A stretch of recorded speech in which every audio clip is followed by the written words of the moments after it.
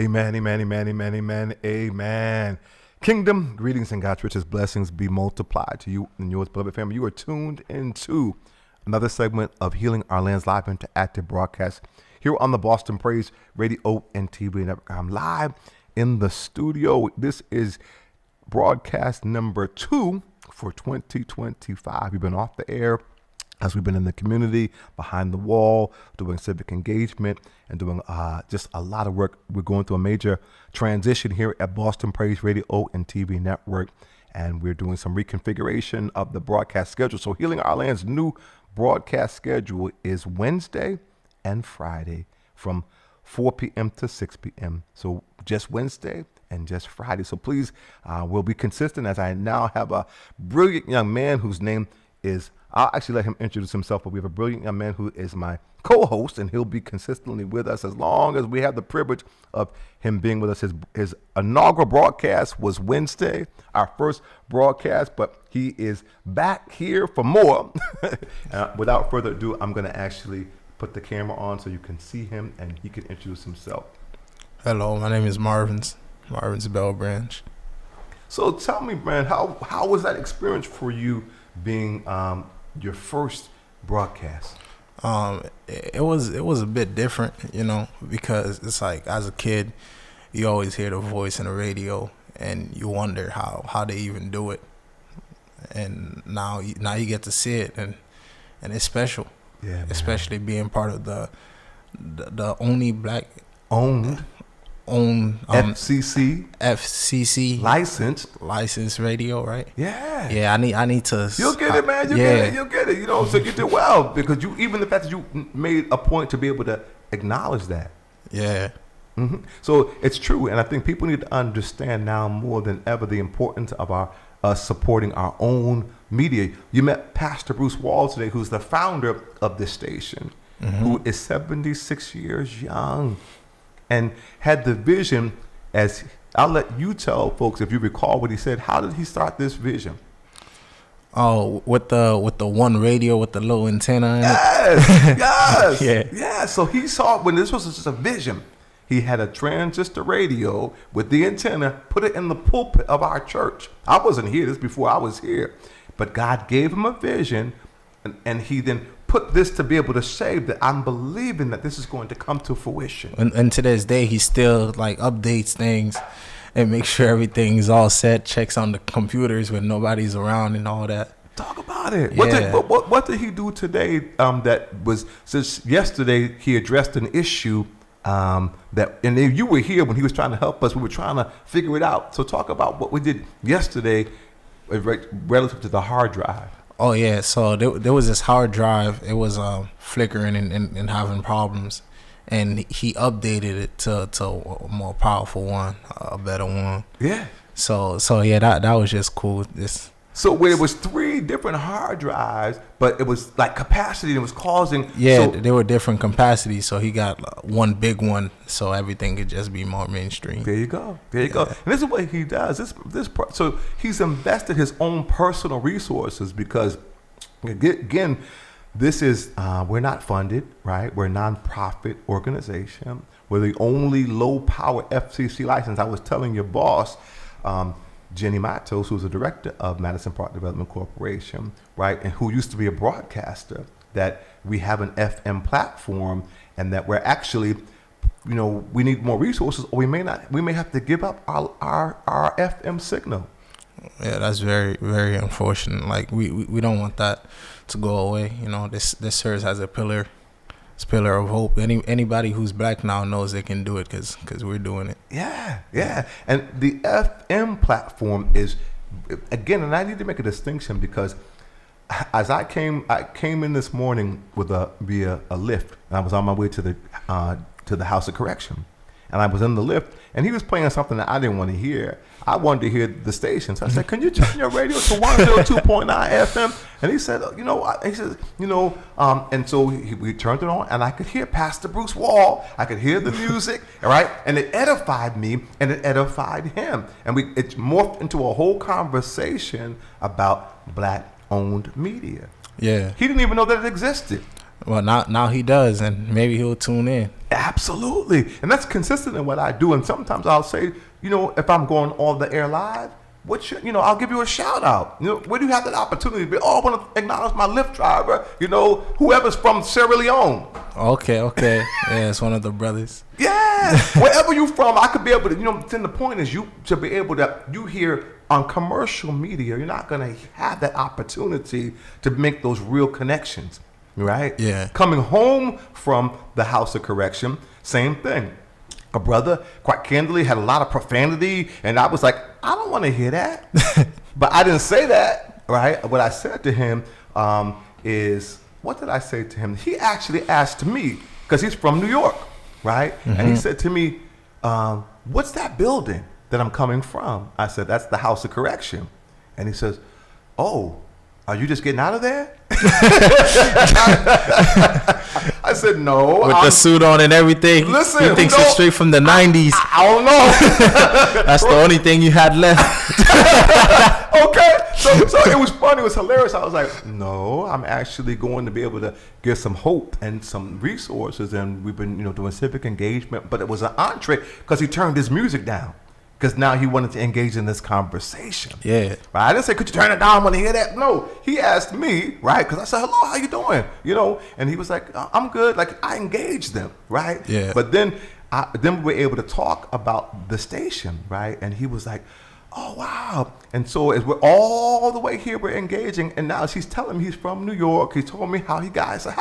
So how'd you get here? Well, COVID and my girlfriend and blah, blah, blah. Long story short is he ended up telling me he's an entrepreneur, right? And he had lots of money in New York and was making a lot of money, but squandered it all, right? He's like, the champagne and the women and blah, blah, blah, because, they like that, blah, blah, blah. And he's like, but I just squandered it because he didn't really have a direction or a purpose. So you can have money, but if you're just going to squander it because you have no purpose, right? And so he said he really wanted to come. So he got stuck here, and he says, but he really wants to be able to do stuff to give back. Mm-hmm. Right. And so he was talking about he's good at marketing, he's good at branding, and his grandmother, either his mother or his grandmother, has these cookies that they're now selling. And in fact, he's like, I have them here. And he's like, I give them away as samples. And then you take the QR code. And if you go on your social media and you say all these, you talk about your experience and how they were good, then you go on there, you help market their thing, and they'll come and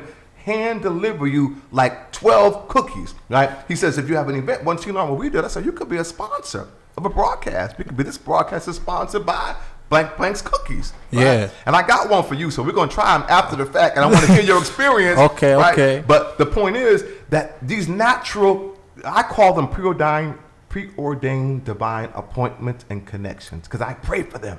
Okay. Every morning when I wake up, I'm like, Lord, I need divine connections and divine appointments, because when I meet you the first time, that's the original connection. Yeah. Then the appointments are the respective times that God knows that is for a reason bigger than some random, encounter. Okay. So when I pray that very intentionally, I'm really cognizant and I'm praying constantly, and God does it, and nothing's coincidence. So this brother was ecstatic to learn that we had this platform, to learn that, and he was interested, and he said, well, what you're doing, we could give you more than 12. We could give you 24. We give you whatever. He's like, we can do this. So I gave him a Healing Our Land brochure. Another brother that was coming out of the House of Correction, and he sees me in the community. He's never seen me at the House of Correction, but I speak everywhere. And he's like, oh, hey. He's like, and he was visiting a friend who's from our community, who's there, who is diagnosed with schizophrenia. But she doesn't need to be in prison. Yeah, she needs to be in a mental home. But she doesn't want to acknowledge that she has a diagnosable, treatable mental. I don't even say a mental illness, because that has a negative connotation. Okay. But she has a diagnosable condition that can be managed if you take your medication. Mm-hmm. And so, but she doesn't want to acknowledge that. And when she starts to feel good. Right, he showed me pictures. Oh, she's done well, but then she starts to feel good. Like, I don't need to take my medication, and then you start to regress because that therapeutic level that you need to maintain you to be balanced is no longer balanced, and now you're acting out, and people don't know what's going on unless you have a relationship. He knows her intimate, so he's going behind the wall, and he was able to show her papers to her lawyer, who said, oh, you know. But again, if you don't have community and you don't have people, but the point is, I met him. Really, it wasn't coincidence. I literally just came out of the group. Here he is leaving, sees me in the community, and doesn't know what Healing Our Land does. And now I'm able to go and turn also to advocate for her while she's there and compliment him because I have access as a chaplain behind the wall. Okay, yeah. None of those things are coincidence. It's not. That's God right there. You understand? Yeah. So, you know, our first lady, who is a licensed clinical social worker, right? And so she is, you know, we have another associate pastor who is a probation officer. Another pastor who is the director of METCO, right? And so we serve under so there are 3 associate pastors who serve under our senior pastor, but we are able to see people on all different intersecting places. I'm able to see people who are incarcerated and they come out and they're like, oh, I seen that pastor. I've seen that man. There was something special about him, who's the one who's a probation officer. Yeah. And then they see you in church and they're like, you know what I'm saying? So that God has people. Even when I go behind the wall, some of the officers are very militant and they're maybe racist and they're, you know, come with this attitude, but you come in with light, you come in with love, you intercede on their behalf, even because you understand inside of their ignorance or their brokenness, and it doesn't affect you. But then God will send someone along who is a believer, who's a correctional officer, who's like, Pastor Hobbs, I'm so glad you're here. Like little angels, right? Yeah. They're agents that as you're doing God's work, and he'll give you reinforcement that I got you. Yeah. Keep going. So that it's also like I could assume you have connections in a lot of places, because a lot of people come out of prison and they go and do great things. Yes. And when they go on to do great things, now you have that connection with that person because they remember you being that human. Facts. Yeah. Facts. In fact, so we went behind the wall today. This is the first time we were at the House of Correction, and we were at the Nashville County Jail on Tuesday. And this is the first time we do circles, reflective. They're called democracy circles, and it's an indigenous practice. And my brother-in-law, who I hope is tuned in, who you met a little earlier, Okay. who is the director of restorative justice for the Executive Office of Public Safety, who was once in time was incarcerated when I first met him, but God's done a tremendous work in his life. He's married to my baby sister, who I told you is the first black city councilor in the history of the city of Haverhill. Big things. Big things. And they're doing some big things there in Haverhill and Lawrence, and all their whole experience has given them an empathy and a passion and a compassion. Their life's journey has prepared them to be this power couple right there in Haverhill and Lawrence, right? But my point is, with that said, now I'm able to, some people, when I go behind the wall, they know him from when they served time, right? And some of the brothers are now coming from behind the wall. So these reflection democracy circles, I was first introduced to that by my brother-in-law, right? People who were directly impacted. So say you took someone's life, right? The survivor of that person, and he could explain this better than I can, and you can call in, bro, if you can, 617-282-0685. I'd love for you to be able to explain this, but these are indigenous practices with a surviving person who maybe lost their son's life or daughter's life, was taken by someone, by homicide. They're able to go behind the wall and say to someone who took someone else's life, I forgive you. I learned about that actually in school. Talk about it. I don't remember the lady's name, but it was this lady who in South Bay lost her son. Okay. And I think she's the first person to ever done it or Really? something. Yeah. And then they kind of became more of a bigger thing. Yeah, I think I watched a documentary on it and how her and her son's killer met. And when he got out of prison, they met and they went to her son's grave together. Really? Yeah. And like when we learned about it in school, I wanted to do a little bit more research on it. That's why I'm like, I'm sorry that I don't remember her name, because that lady played like a very pivotal role in making that like a big thing. But one of the things that I remembered about it was it's very great when both parties are willing to cooperate in it. You know, the person who lost the victim, they're mature enough to sit down, and they've been hurt, but they understand that holistic practices like that actually aids the community better, because this person will eventually come out of prison, and they come out of prison and they just think everybody hates them for the crime they committed. But understanding that you cause a hurt, you can never right the hurt that you caused, but I can forgive you. Yes. You know, Yes. and, like seeing that lady, the documentary, I could actually help you find it. If you watch that documentary, you'll see how touching it is. Like, I would love to. yeah, she lost her son, and she was able to forgive her son's killer. I would love that, man, because you know, forgiveness, it helps you to heal, right? Yes. And it helps, and it stops a perpetual cycle of violence. You know, the systems, you know, so you have the judges, you have the courts, you have all these people whom are speaking for you. What is happening to actually facilitate any restoration? So you took my child's life. I want you to be in jail for the rest of your life. Well, now you can't be there for your son or for your. So 2 lives are lost. 2 lives are lost. Who wins? Nobody. Right.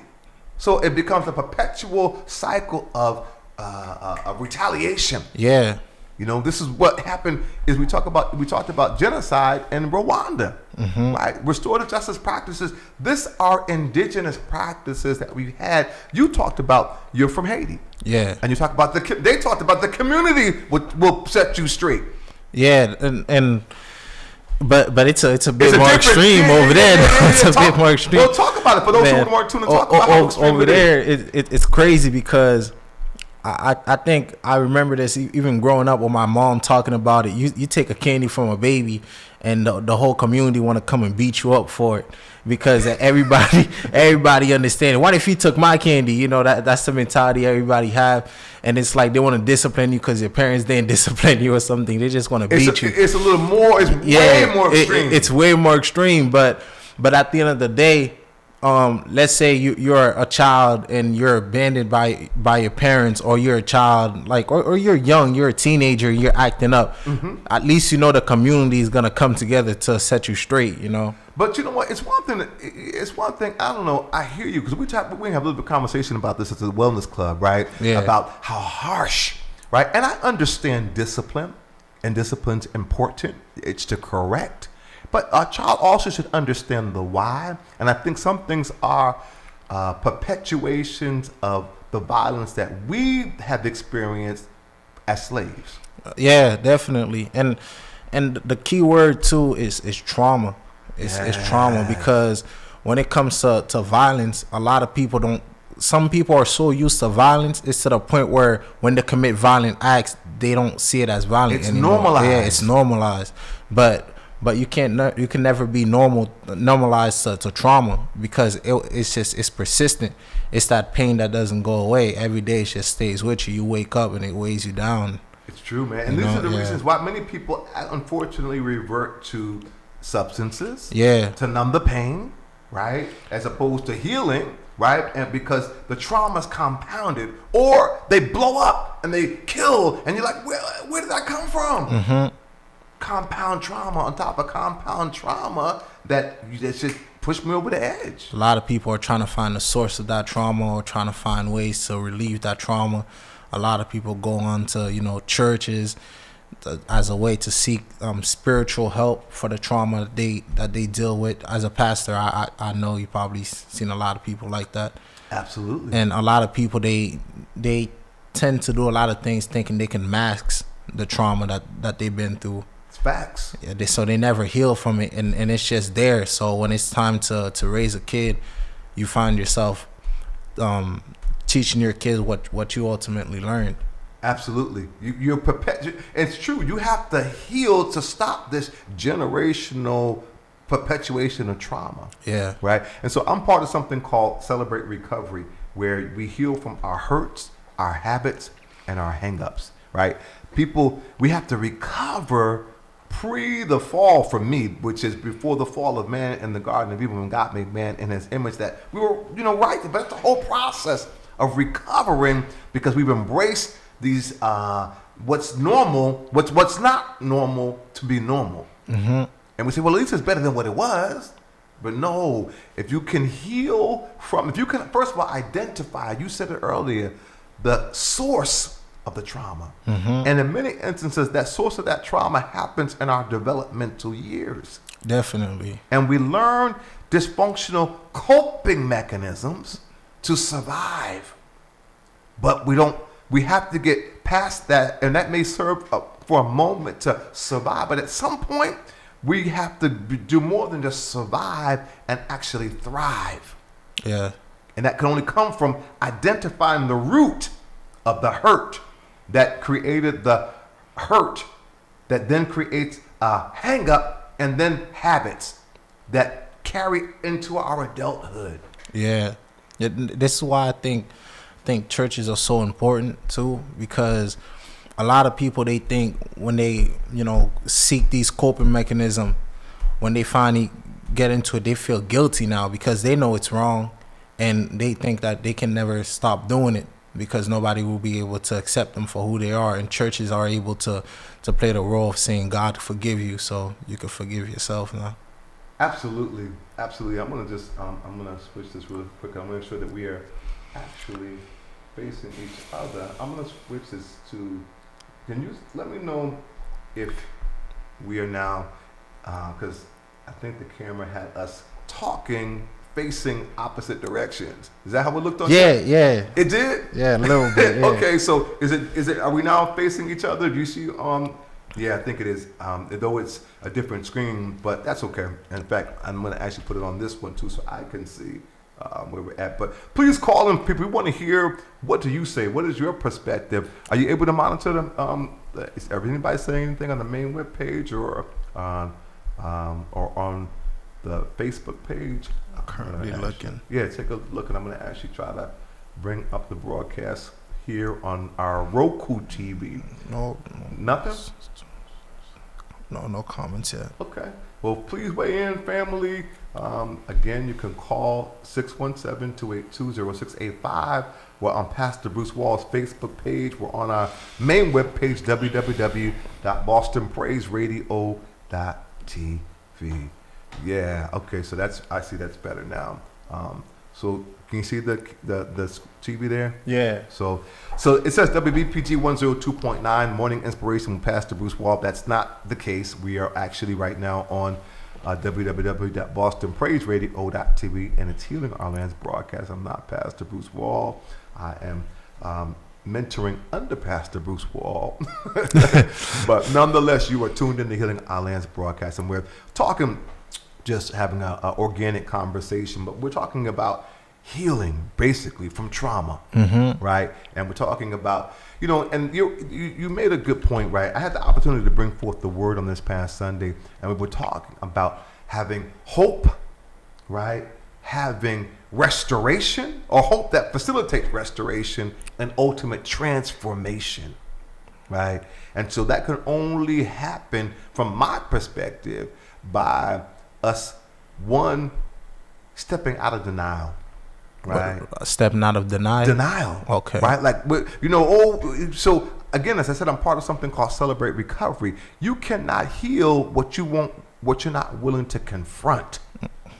Right. You cannot heal what you will not even reveal. Right. You got to start with acknowledging, I need help. And we can't blame the white man. We can't blame whatever has happened. At some point, we have to take responsibility as an adult. Yeah. Even if you've been abused, the most heinous of things that could have ever happened to you or anybody, first of all, if God doesn't initiate it, he allows it. And if he allows it, there's a purpose in it. Right? But so God can help us to forgive the person that did something to us that wasn't righteous, because there are reasons not that justifies it, but it frees us to forgive other people. When you hold on to bitterness and you hold on to unforgiveness, it's a cancer to you. Yeah. Right? When you forgive somebody else, no matter how wrong they were, you free yourself. Right? Yes, definitely. When you've done something wrong yourself, right? You can be forgiven by putting it under the blood of Jesus the Christ, by confessing it, own it. Say, God, I'm sorry. Go to the person that you've offended and say, I'm sorry. Please forgive me, even if they don't. You can free yourself by being honest, taking responsibility, and saying, please forgive me. Definitely. So that's the mindset you take to the prison. Yes. Yeah, I could see how that could help a lot of people, clear their conscience a bit. Yes. People, if they know that I've heard people sit right in this room who I've had the opportunity to interview who were people who were incarcerated for life, and then they have nothing to lose. So the people who said, you know what, I want to be the most heinous, hardest person I can be because I have nothing to lose. And they only hurt themselves. Yeah, they hurt themselves and they hurt other people because they have no hope. Yeah. Right? But when they are actually, the thing that changed that for them was, first of all, when the people who are the court judges, right? The people who are the lawyers, right? All the people who create our justice system came in behind the wall and said, we own the fact that we are responsible for the disproportionate impact of people who are in these places that we didn't, people who are emerging adults, who were young folks whose brains weren't even fully formed. They can tell you scientifically, you have to be 21 for your brain to be fully formed. And people who haven't had the things in place to be able to grow up in a healthy environment and acted out and took someone's life, they now are in jail for life. Though they were youth offenders, they now are in jail for life, right? And so then again, you just become hardened. So when a person comes in and says, when the system says, we apologize, we realize what we should have put things on the front end. You talked about it, prevention. Yeah. Right? When the system say we realize that we failed you, we were wrong, that kind of melts the ice and puts you at a posture that, what? You're taking the system's taking responsibility for the crimes they committed. Yes. Yeah. That disarms you. And then that to be followed by the person who is the survivor of the person whose loved one was taken, who their loved one's life was taken, says that hurt me. When someone take my life and they talk about the impact, but they say, but I forgive you. Though you didn't take my son or my daughter's life, I forgive you because you took someone's life. Mm-hmm. And they stand proxy in for somebody else that disarms them. So this brother melted when the system said we take responsibility. So a mother, a woman who, is saying to this man, I forgive you. Then it put them in a position that they could actually be relaxed and take responsibility for what they did. Yeah. And it's also, it's not just a mother, it's understanding that when you put somebody in prison, you take them away from the community. Yes. Somebody from the community came in and says, I forgive you. Thank you. Yeah, so that's powerful to that person because they know if I get out of here, I'll be accepted by the community because somebody in the community forgave me. Yes. Yeah, they can move on with their life to go do something great. Yes. Yeah. And what I love about the restorative justice practice that I experienced with my brother-in-law for the first time is to be in a circle, right? Because we're in a circle, right? You can see everybody. You can see everybody, right? You don't see the back of somebody's head. We're all equal, eye to eye, right? We don't do that. People don't speak. They don't look people in the eye, right? I heard somebody tell me, actually, who is a Haitian brother, interesting enough, who came to the church, who was hungry and so forth, and he was looking. I was like, look at me, look me in my eye, bro. And he's like, our culture tells us that you don't look grown folks in the eye. That's crazy. I was about to tell you that. Is that true? So I think last year or 2 years ago, I started looking people in the eye. Before that, nobody could ever say I looked at them in the eye because my our culture, that's just how it is. It's true. If a grown adult is speaking to you, you look down. Really? And you listen. You don't look at them in the eye because it's like when you look at somebody in the eye, you're challenging what they have to say. Oh, that's the culture. Yeah, because an adult, everything an adult has to say is gold. You just listen. That's it. So, yeah, growing up, my mother would look down when I'm speaking to you. That's how it is. And this lady, Miss Tony, she told me this 2 years ago at Future Chefs. I went and I was speaking to her about how, I dropped out of high school and I didn't want to go back. And she was speaking to me and I'm just looking down, disappointed at myself. And she's speaking to my soul, And she's like, look at me. I'm speaking to you, so you got to look at me. And then I told her how growing up, that's not acceptable. Wow. You're not supposed to look at somebody when they're speaking to you. What they're saying to you is what you just listen. Wow. You don't look at them challenging what they have to say. She's like, well, it's different in America. In America, somebody speaks to you. The only way they know you're listening is if you're looking at them. That's right. And I'm like, so I just went let's say, all the way till I was 18 by people thinking that I never listened to them. And I told you about how everything I've learned about how to be a man is from others. Yeah. So I don't want them to think that I didn't listen to them. Right. But that's what they That was probably your thought culture. because of my culture. Wow. Because of my upbringing. I would imagine it's like that too for other African cultures. Wow. I would imagine. And see, this is why it's important to have understanding, because you can misunderstand. Yeah. Like, and I appreciate because, because he actually, it was hard. Like he was trying, but it's gonna take a practice. It took me a while. To this day, it still takes me a while because it feels like, if you're older than me, you're above me, and I can't look at you in the eyes. It's different. But what's been helping me is that I tell myself, if I'm not looking you in the eye, then you thinking I'm lying to you what I gotta say. Yeah. So that's been helping me because I hate when people think I'm a liar. That's, and that is, if people will feel like, because it's difficult to, the eyes are the windows of your soul. Yeah, right? I've heard that. It's true. If you can look a man in the eye, it's difficult. I mean, some folks, they become professional liars, but you can still, people who really can discern, you can discern if they're being forthright or if they're not, because instinctively your shame is going to make you not want to have the courage to look folks in their eyes. You look at somebody in the eye and you tell them the truth, Yeah, you can't. You don't have to be afraid. You don't have to look down because you're speaking truth.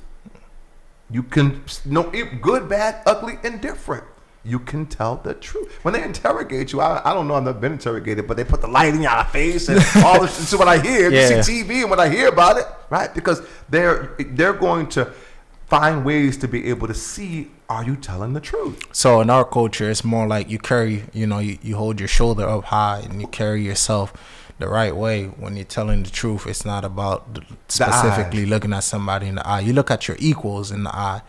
But if somebody you think they're above you, they're more wise than you, they have more money than you, or you're in the position of you're asking for anything, you look down. It's a posture of humility. Yeah, this is what it is. Yeah, you show humility, and by showing humility, you look down. Interesting. You look at their feet. But the point is, we have to have conversation. Yeah. So that we understand, right?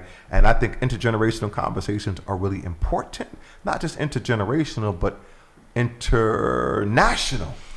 Definitely. Right. Definitely. We just had that conversation organically at the Wellness Club, and there were some more mature Haitians, and there were some African Americans, and it was organic, and we were, and perspectives based upon the propaganda and how you're socialized is gonna influence your understanding or misunderstanding. Yeah.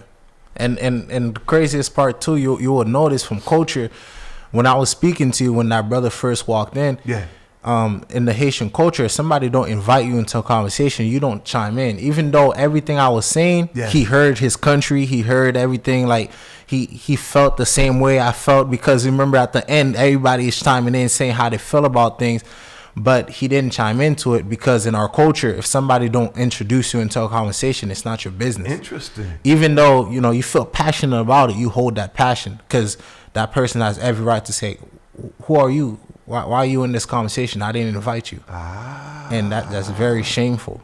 Interesting. Yeah, pride is a big thing for us. Haitians, we're very, very prideful. So there's a lot of things that we do to avoid being shamed or shown. Interesting. So it's and I heard, it's interesting you say that, because I heard you say on one occasion to the brother, what did you say? What you mean? What did you say to be able to invite them into the conversation? So I asked him if he spoke English. Yes. So that's just like an introducing thing. Like you speak English like at a very good level, and then I spoke to him in Creole to let him know, like, brother, this is okay. We're speaking about our land right now. We're speaking about our hurt. it's okay. You could speak about it. Wow. Like this, I'm basically saying like you're somebody who's willing to listen to that. You're not somebody who's ignorant. You're not somebody who's just gonna dismiss it and try to hide behind American propaganda and try to pretend that just because you're African American you're better than us. And it's interesting with that said, because you were the youngest person in the room. Yeah, that's why the intergeneration conversation needs to happen, because I came here when I was 8 years old. I learned English in 1 month. 1 month. 1 month. That means that I had nothing weighing me down. I had no bills, no nothing. I'm just free. I'm here to learn. I'm here to just take it in, just be a sponge. So like a lot of the stigma of being shung and all that, still a lot of it is in me, but not all of it. So it's to the level where I'm still able to bridge the gap. You see what I mean? Yes. It's I'm still like, you know, structured, but I'm still a bit fluid. I'm more fluid than them because they're more rigid in that. That's interesting. In that teaching. Because as you were saying, right, as you said in Haiti, because you're young and everybody was older. Yeah, because I'm young, I could afford to be shown. Yeah, he can't. He's a man. He has to go home to his wife. He has to go home to his kids. He's a man. He can't be embarrassed. You just can't. You can't afford that. But I can, because I'm younger. Be vulnerable. Yeah, I'm allowed to be more vulnerable because I have more to learn. In a sense, this is why like this conversation we're having wouldn't really be having if you were with a lot of older Haitian men, or like with fathers and sons, because it's like you're done learning. I'm still learning, but you're done. And I don't think that's true, because we've learned a lot from each other. Yes, Yeah. It's also very interesting because the language, right? Like, so the woman who is her house club, right? Like initially she, and when she found out you were Haitian, then you guys are having conversation that is Creole. Yeah. And that flow, because that's your conversation. Now, obviously, I can't participate in that conversation because I have no idea what you're saying. But you still continue to include me and she in the conversation. Yeah. That helped you to know that we have a language, we have a way that we can communicate some things that connects in a way, and because I know her and I know you, right? But you also made sure that I understood, where I wasn't excluded totally from the conversation. We're having a little conversation because we can do that in a way that we can only communicate, but we're going to still invite you into the broader conversation. Something too when it comes, so I love language, because language allows us to communicate. Yes. And the thing that differentiates humans from any other animal is communication. And I very much think that. And one thing is, like in Haiti, you learning if you're able to speak multiple language, because when you go to Haitian schools, you learn French, and a lot of our parents work to send us to school, so they're uneducated. Therefore, your parents don't speak French. The educated group speaks French. So if you speak French and you speak Creole, if I speak French and you speak Creole, and I speak to you in French, knowing you don't speak French, I disrespected you. So it's kind of weird, because if somebody speaks to you in one language, you have to respond in the language they spoke to you. So one thing that I've been doing, which is I'm pretty sure it's not respectful, I want to prove to people, I came here when I was 8, but I still remember Creole very fluently. So I'm going to speak to you in French. I'm going to switch it up in Creole. And I'm just going to show you, like, you're Haitian, I'm Haitian, you're Haitian American. Like, we call it Gringlish. It's Creole and English put together. Like, we're creating our own language at this point, our own Creole. It's not just French, Haitian Creole. It's French and Haitian Creole and English put together. So my generation, like the new kids that come in, like you could see like a group of Haitian kids sitting together.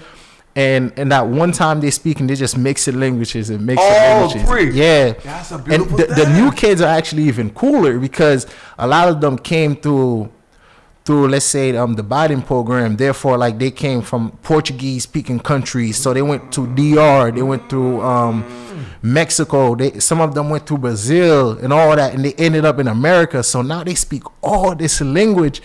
and all of them will sit in front of you. So the same way you felt, I felt that way. They sitting in front of me speaking Portuguese, speaking Spanish, speaking French, and then speaking English, just so I can understand a little bit. And then they bring in Creole into it, and I'm just sitting there like, this is a master class of language right here.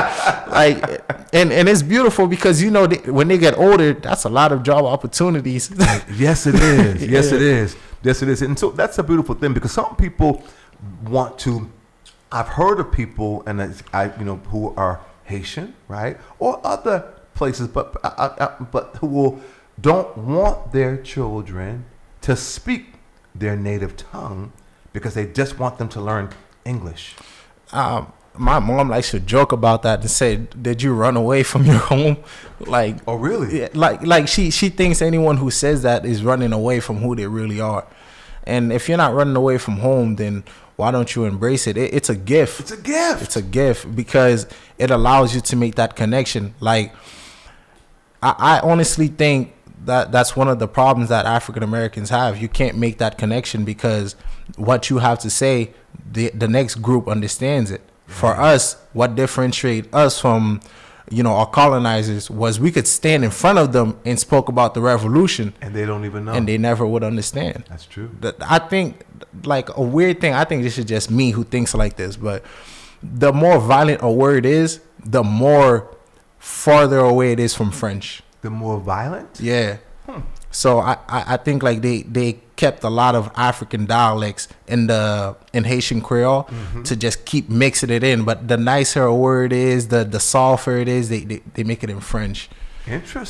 So the colonizers would have just thought they were talking about good things. Now, help me to understand this, because that's very interesting, because tone and those kind of things. Yeah. Like, I find, while I love, going to the Wellness Club, it's predominantly Haitian, right?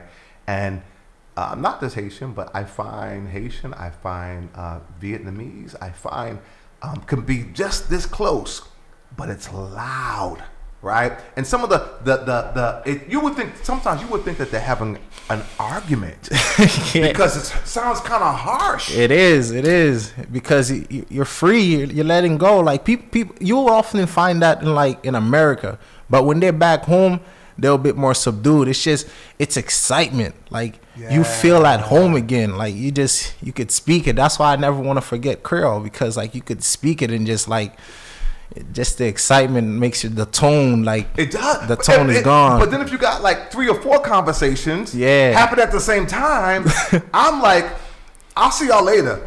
Same thing for African Americans too, though. I'm sure you're right. You guys are very loud. Americans are known for this. Everywhere, every country Americans frequent are known for this. Like, these Americans are loud, man. They're loud. They're obnoxious. They're crazy. They come in and they make a lot of noise and they leave. And white people say that about black African Americans, like, you guys are loud. You know what? It's interesting you say that, because you're right. You are right. And I have to own that. With that said, I guess it's me, right? Yeah. I'm the one, right, who I'm always very cognizant intentionally to be mindful of other people around me. Wow, you scared? No. That's what other people are gonna say. Here's what they don't understand. I'm coming from a place of people as a Christian, right? And I'm talking about as a believer, right? I can pray, I can engage. It's that I don't. If there's all this conversation going on, right, then I can be able to be. I want to always bring people into the conversation. I always want to be able to facilitate a collective as opposed to a bunch of diversity that's separate, and particularly if we're in one space.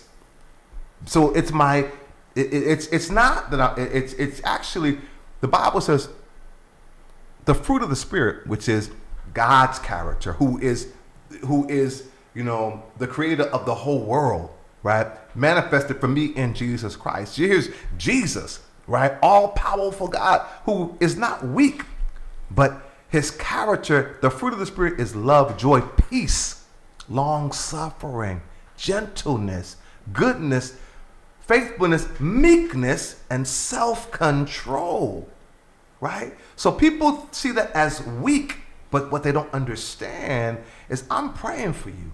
Right? I'm praying. So you could be talking about me like a dog in English or Creole or whatever language you are, because you think I'm weak, right? But you don't understand I'm actually modeling meekness. And I'm actually praying for you, praying for your family. And sometimes I'm very much cognizant that you're talking about me. I think the loudness is passion. Like every time, like you could see it, even us talking. Every time we talk about something we're really passionate about, the tone goes up. Exactly. You know? Yeah, it's passion. Yeah. But I could see how, as a pastor, you want to be more subdued and more inviting, because it allows people to actually really speak to you, and then you come up to something y'all both passionate about, and you both go up again. Absolutely, absolutely. So, but I'm cognizant of the room, Yeah, not just my conversation, because then you're talking, and you're both competing, and it's getting louder and louder, and somebody else is feeling left out. So it's just a mindset, that I'm always trying to invite people in. That's why. Yeah. So me and you are like, we're the same way. It's like, I think that shows leadership qualities too. Like everybody, like if everybody has something to say, I want to listen to what everybody have to say, because I feel like everybody has like a walk of life and an understanding of something that you just are incapable of thinking of. Everybody's views on the world is so different. Absolutely. Sometimes you got to just take it in. Like you got to sit down and listen to another person tell you about how they think about this world. And that's the reason why, Marvin, I love restorative justice practices, because the restorative justice practices, it's something so simple but profound. What happens is they have this talking piece, whatever it is, and while I'm holding this, everybody in the circle has to be quiet. Yes. And listen. You want to write it down? No. Practice some self-control, right? Because you're cross-talking. You can't even hear my point because you're interrupting before I even get to finish my thought. So I need to get it out, and everybody needs to just listen. You know how therapeutic that is for people just to be able to be heard? Yes. Right? Without no unfiltered, whatever. Just listen to me. And it's a proven thing too, because all throughout ancient civilizations, you'll always see that. It's indigenous practice. People in a circle. Yeah. We're a community, right? Let me speak, and everybody just listen. And there's things that are in place to be able to create an atmosphere and an ambiance that helps people to be relaxed, right? So I'm speaking, everybody listens. Now, when I'm done, I pass it to the next person. And it goes in a particular direction. I want to say clockwise, if I'm not mistaken, right? And so it's a circle, and there's a reason for that, right? And so you pass it to the next one. They can say nothing. I don't want to say anything. I hate it though. I hate it. As somebody who likes to talk, every time we're in a group and somebody they think they're too cool to speak, and I'm like, man, that really just shows you're weak. If anything, it shows you're not strong enough. It shows like you don't trust us. You don't love us, man, because. Like, I want you to be confident enough to say whatever is going on in your mind, because there's nothing wrong right now. It's true. We just want you to speak. We just want you to be comfortable. It's true. But for some people, two things. Some people, it may not be that they're afraid. It may be that they really don't feel like they have anything to contribute, or they're not comfortable yet. Yeah. Right? And so, because it's a new practice, right? And so, so that should be something with no judgment, that if a person feels like, I want to pass, that's no judgment, because it creates, again, a safe place for everybody to be where they're at. You might be able to next time, right? So then they pass the next one, they could say, and then they pass it to the next one, right? So it goes around, and your perspective changes because you're hearing different perspectives. Yeah. And then they have an opportunity where it's not just pass around, they have popcorn style. But even popcorn style, one person speaks and somebody else. Like, you can't. I used to tell my ex-wife this. It is impossible for you to listen while you're talking. True. True. You cannot do it. You can't. You if I'm talking, your body language, everything, you're not listening. Your posture tells me you're not listening. And the fact that you're trying to talk over me tells me you are not listening. It's a practice. And something fundamental as just being heard and just actually listening. fundamental but profound. I think when we met, I've told you about how I'm so glad my mother put that into me, that idea of like listening is free, so do it. Because I swear to God, like you would probably see me talking to a homeless person outside, or see me talking to a junkie or something, you know. Yes. It's because like it costs you nothing. You know, you make that person feel important, and don't just listen for pity. Like actually try to hear what they got to say, you know. You'd be surprised. No, you wouldn't be surprised. People be surprised. Because I'm like you, man. I will talk to anyone. There's people, when you actually talk to them, they got a lot to say. A lot. Just because the way they present, or you think they're homeless, or you think that you discount them, if you actually engage them, you'll find out a story. And even if they have, I don't think anybody has nothing of value to say. Nobody has. But even if they have something that you may not find valuable, but you might be able to now have a chance to see their perspective on things and give them some knowledge. Absolutely. Yeah. Absolutely. On a way that they can receive it better. Absolutely. It all comes through relationship, right? Yeah. So again, I see you. I hear you. Humanizing, right? And this is what we got to do to get back to really real restoration, right? I say hello to everybody. People, are so broken, and we live in a culture that, out of people's insecurity and their brokenness, a defense mechanism is mean mugging. Who can be the hardest? Who can be the toughest? It's so, you say hello. Don't talk to don't speak to me. Why are you smiling? Because I'm happy, right? Yeah. Good morning. And I'll just keep saying good morning. Hello, good morning. And you don't have to. You could cuss me out. I'm still gonna. In fact, I'm gonna pray for you. And I'm not have to pray later. I'm praying in my subconscious because there's a reason why you're acting out that way. So I see every person whom I'm passing, whether I see you, whether you see me, whether you speak to me, every brother, every human being that I see, I'm like, God bless them. And I've learned to be able to, if people are maybe seeing me, I'm going somewhere, and a person, they're oblivious, or they're ignoring the fact that somebody's behind them, somebody's around them, and I'm trying to get past you. You're blocking the sidewalk. People beep the horn, blah, blah, blah. I'm like, no, God, when I pray and ask you to order my steps, this is a person who you got me to intentionally be behind them. I'm praying for, Lord, bless. I don't know what they're going through. I don't know who they are. I don't know what the situation, but thank you for the opportunity to bless this man, bless this woman, bless their life. And sometimes they'll be like, oh, go ahead, excuse me. Or I'll walk around them eventually, you know what I'm saying? But slow down. We're on assignment. We're so busy rushing and me, that we miss the opportunity to be blessed by being a blessing. Have you always been that way? No. Okay. No. I mean, it's a thing where I say yes and no. I've matured in it. I was teased. I was taunted as a little kid, right, for those things. Okay. Because they're seen as weak. Yeah. Right? But I thank God my parents introduced me to the word of God that said, blessed are the peacemakers, for they shall be called the children of God. So they pointed me to the word, and I've been a practitioner of that word from a little boy to 60 years. So I've become more fluent at being very intentional. And because of my relationship with Jesus and the Holy Spirit that talks to me, that leads me and guides me and changes my perspective as I want to be like my big brother, who's Jesus, right? I don't have a big brother naturally. So my big brother is Jesus, who's the perfect man, who's the most powerful man that ever existed. So that's the character I want to embody. That's my role model, not an athlete, no human being, but Jesus, God, the God man, God in the flesh, my father said, God with his work clothes on. And my father modeled it, right? So I was steeped in that. And so I've been able to take it to another level. And I hope to be able to, when I have my own son, as I told you, even at 60 years young, right? I'm believing God for my wife and my son, as Abraham was 100. And that word keeps coming to me, right? Abraham, right? As I have now other spiritual brothers, right?